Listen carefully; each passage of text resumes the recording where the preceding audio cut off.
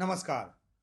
Iran की सरकार संचालित मीडिया ने बताया है कि ईरान बुढ़ापे के संकट के मुहाने पर खड़ा है। अधिकारियों ने चेतावनी दी है कि देश अगले 30 सालों में आबादी के बूढ़े होने के अहम पड़ाव में पहुंच जाएगा। वेलफेयर ऑर्गेनाइजेशन के चीफ के हवाले से कहा गया है कि ईरान तेजी से बूढ़ा हो रहा है। बुजुर्गों का हिस्सा 14% से ज्यादा हो गया है और 2051 तक यह 31% से ज्यादा हो जाएगा, जिससे देश बहुत ज्यादा बूढ़ा हो जाएगा।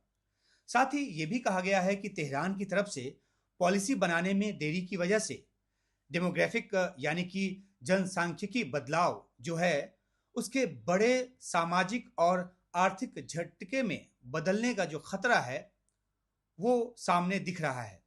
और अगर आंकड़ों की बात करें तो ईरान की कुल आबादी इस वक्त करीब 9 करोड़ है, 9 करोड़ से कुछ ज़्यादा है और 60 वर्ष से अधिक उम्र के लोगों का हिस्सा जो है इसमें वो 10 से 11% के आसपास है। ईरान के राष्ट्रीय जनसंख्या अनुसंधान संस्थान और इरना के मुताबिक ईरान की आबादी जिस गति से बढ़ रही है उसकी तुलना में 5 गुना तेजी से बूढ़ी हो रही है, यानी कि बुजुर्गों की तादाद आबादी बढ़ने की तुलना में अधिक तेजी से बढ़ रही है। और इसके पीछे कई वजहें बताई गई हैं। जो मुख्य वजह है वो है जन्म दर में तेज गिरावट, जो कि इस वक्त महज 1.6% या उससे भी कम रफ्तार पर है। और दूसरी वजह है लाइफ एक्सपेक्टेंसी रेट, यानी कि जीवन प्रत्याशा में बढ़ोतरी, यानी कि लोग जो हैं वो अधिक उम्र तक जी रहे हैं। लोगों का अधिक उम्र तक जीना एक स्वास्थ्यवर्धक निशानी है, अच्छी बात है, लेकिन यह भी कई बार चुनौती के रूप में सामने आ जाती है, जैसा कि ईरान के सामने आने वाला है। ईरान में लोगों की औसत आयु 75-76 साल है। इतने साल तक वहां पे लोग अमूमन जीते हैं। और तीसरी वजह बताई गई है 1970-80 के दशक में ईरान में जो बेबी बूम आया था वो पीढ़ी अब बुजुर्ग होने की कगार पर पहुंच रही है। अगर भविष्य की तस्वीर की बात करें तो यूएनडीपी और ईरानी अधिकारियों के अनुमान के मुताबिक ईरान में 2050 तक 60 वर्ष से अधिक उम्र के लोगों का हिस्सा 30 से 33% तक हो सकता है। कुछ रिपोर्ट में तो 2051 तक बुजुर्गों की तादाद का अनुमान 31% से भी अधिक 32.1% तक लगाया जा रहा है, यानी कि लगभग 3.5 करोड़ लोग जो हैं वो 60 साल की उम्र पार कर चुके होंगे 2051 तक। और 65 प्लस उम्र के लोगों की बात करें तो 2050 तक ये 22% तक पहुंच सकते हैं। गौरतलब है कि दक्षिण कोरिया के बाद ईरान दुनिया के उन देशों में दूसरे स्थान पर है जहां आबादी तेजी से बूढ़ी हो रही है। और अब बात करते हैं ईरान पर पड़ने वाले इसके संभावित असर को लेकर। ईरान का स्वास्थ्य मंत्रालय और जनसंख्या मुख्यालय बार बार चेतावनी दे चुका है कि ऐसी स्थिति में ईरान को भारी आर्थिक झटका लग सकता है। श्रम शक्ति में कमी होगी, पेंशन और सामाजिक सुरक्षा प्रणाली पर भी भारी बोझ बढ़ेगा और स्वास्थ्य सेवाओं की जरूरत जो है वो बढ़ेगी, क्योंकि बुजुर्ग लोगों को इसकी ज्यादा जरूरत होती है। अगर सामाजिक प्रभाव की बात करें तो इससे युवा पीढ़ी पर बुजुर्गों की जो निर्भरता है वो बढ़ेगी। अधिक तादाद में बुजुर्ग जो हैं वो युवाओं पर निर्भर होंगे। गरीबी में वृद्धि होगी, खासतौर पर जो बुजुर्ग अकेले जीवन जी रहे हैं उनके बीच। और तो और आबादी में इस तरह के बदलाव से पारंपरिक पारिवारिक संरचना जो है उसके भी कमजोर होने का खतरा है। इस तरह के हालात से निपटने के लिए ईरान की सरकार की तरफ से नीतियां बनाने में देरी को लेकर भी कई सवाल हैं। सरकार पहले जन्म दर बढ़ाने पर जोर दे रही थी।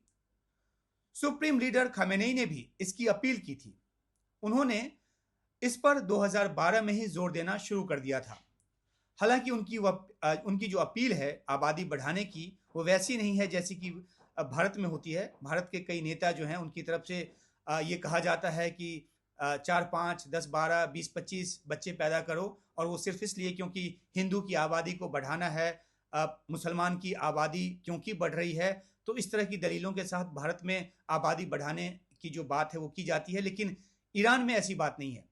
बल्कि ईरान में क्योंकि आबादी की जो बदलती दशा है उसको लेकर जन्म दर बढ़ाना जो है वो जरूरी है। खामेनेई ने घटती जन्म दर को राष्ट्रीय सुरक्षा के लिए खतरा बताया है और परिवार नियोजन को पश्चिमी साजिश। उन्होंने ये भी कहा है कि युवा आबादी देश की ताकत और बुजुर्ग आबादी का बढ़ना जो है वो रणनीतिक खतरा है। और जाहिर सी बात है कि ईरान जब इसराइल के साथ टकराव में लंबे अरसे से लगा हुआ है और इस टकराव के लंबे अरसे तक चलने का अंदेशा भी है, तो ऐसे में ईरान को भी युवा आबादी की ताकत की हमेशा जरूरत रहेगी और इसलिए रणनीतिक जैसा शब्द जो है वो खामेनेई की तरफ से इस्तेमाल किया गया। हालांकि ईरान के सामने चुनौतियां और भी कई हैं। 2014 में सुप्रीम लीडर की तरफ से 14 सूत्री योजना भी पेश की गई थी, जिसका मकसद ईरान की आबादी को 15 से 20 करोड़ तक बढ़ाने की है। लेकिन आर्थिक संकट, कई तरह के प्रतिबंधों, बेरोजगारी और महंगाई के कारण जो युवा जोड़े हैं वहां पर वो बच्चे पैदा करने से कतराते हैं। ईरान की बड़ी दिक्कत यह भी है कि युवा आबादी को मिलने वाले फायदे जो हैं वो तेजी से बंद या कम हो रहे हैं। रोजगार उसमें से एक है। और अगर नीतियां नहीं बदली, जैसे कि महिलाओं की श्रम में भागीदारी जो है वो नहीं बढ़ाई गई, स्वास्थ्य और पेंशन सुधार नहीं लाया गया और आर्थिक स्थिरता की खातिर कदम नहीं उठाए गए, तो आशंका इस बात की भी है कि समस्या जो है वो एक डेमोग्राफिक सुनामी के रूप में बदल सकती है।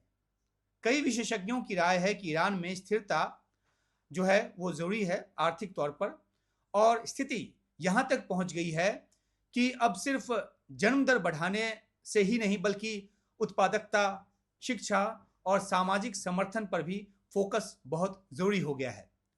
अभी की स्थिति ईरान के लिए गंभीर चुनौती है, लेकिन जापान और दक्षिण कोरिया जैसे देशों से सीखकर वो इसे बेहतर तरीके से संभाल सकता है, इस तरह की संभावना भी व्यक्त की जा रही है। तो ईरान के आबादी के संकट को लेकर हमारा वीडियो आपको अच्छा लगा हो तो YouTube को सब्सक्राइब कीजिए, लाइक बटन ऑन कीजिए और साथ ही नोटिफिकेशन बटन भी ऑन कीजिए। फिलहाल नमस्कार।